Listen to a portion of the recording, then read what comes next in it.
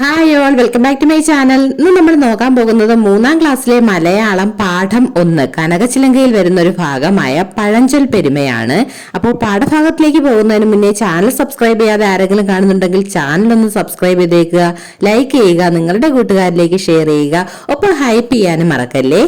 ഈ പാഠത്തിലെ തന്നെ മുന്നേയുള്ള ക്ലാസ്സുകൾ കാണാൻ താല്പര്യമുള്ളവർ നമ്മുടെ ചാനൽ വിസിറ്റ് ചെയ്ത് ക്ലാസ്സുകൾ കണ്ടിട്ട് വേണം ഈ ക്ലാസ് കാണാൻ. അപ്പൊ നമുക്ക് നോക്കിയാലോ. പഴഞ്ചൊൽ പെരുമ.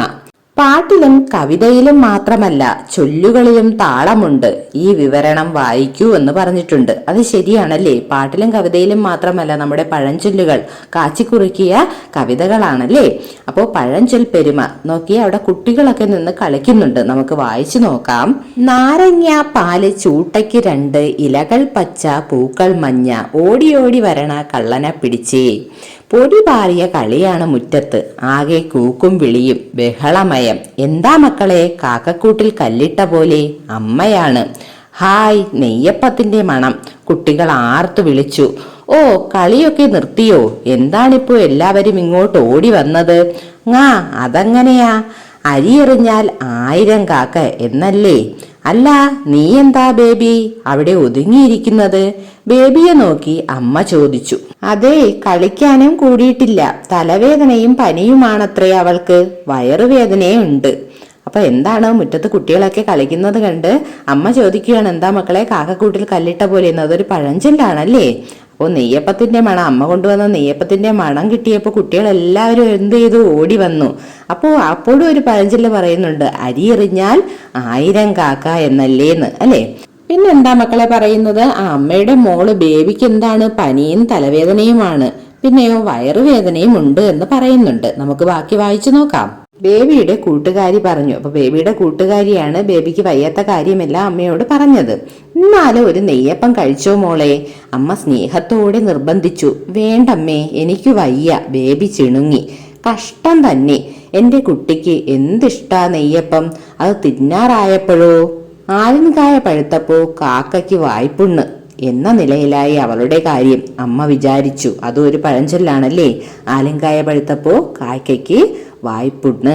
അമ്മ ബേബിക്കുട്ടിയോട് പറയുകയാണേ, ബേബിക്കുട്ടിയെ, മോളുടെ പനി മാറുമ്പോ അമ്മ നെയ്യപ്പം ഉണ്ടാക്കി തരാം കേട്ടോ.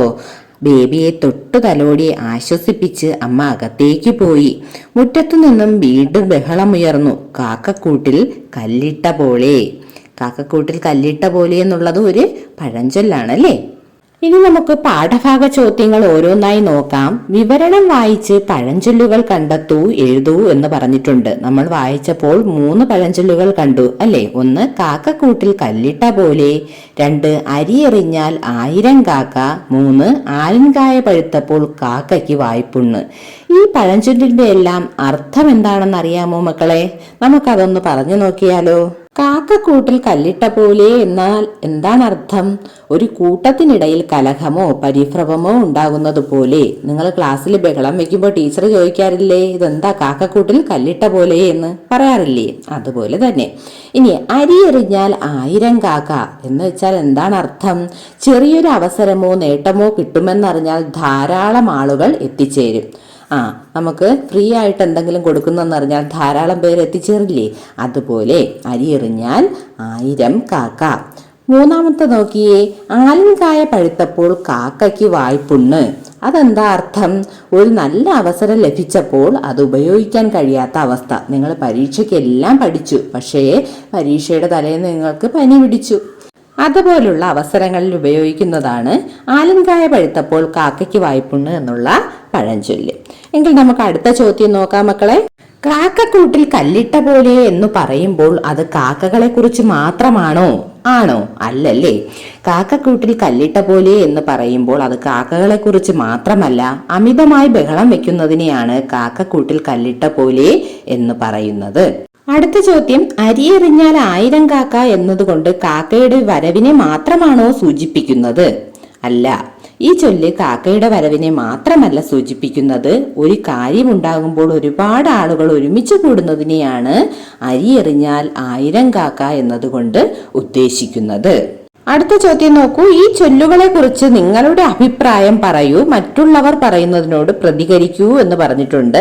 ക്ലാസ്സിൽ നിങ്ങളുടെ അഭിപ്രായം പറയണം, ഒപ്പം തന്നെ മറ്റുള്ളവർ പറയുന്നതിനോട് നിങ്ങൾ എന്താണ് പ്രതികരിക്കുന്നതെന്ന് പറയുകയും വേണം. പഴഞ്ചൊൽ പെരുമ എന്നുള്ള ഈ പാഠത്തിൽ നമ്മൾ എന്തിനെ കുറിച്ചാണ് പഠിച്ചത്? പഴഞ്ചൊല്ലുകളെ കുറിച്ചാണ് അല്ലേ. പഴഞ്ചൊല്ലുകൾ എന്താണ്?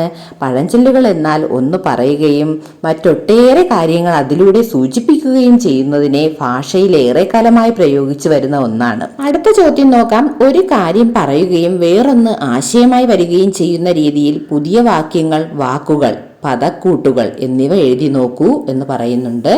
അപ്പോൾ നമുക്ക് 3 ഇവിടെ എഴുതിയിട്ടുണ്ട്. മധുരമുള്ള അമ്മ. മധുരമുള്ള അമ്മ എന്ന് വെച്ചാൽ അമ്മയ്ക്ക് മധുരമുണ്ടെന്നാണോ? അല്ലല്ലേ. അമ്മയുടെ സ്നേഹം, വാത്സല്യം അതൊക്കെയാണ് ആ വാക്കിൽ പറയുന്നത്. ചക്കപ്പേൻ. ചക്കപ്പേൻ എന്ന് വെച്ചാൽ എന്താണ് അർത്ഥം? വലിയ പേൻ അല്ലേ. കല്ലുമഴ.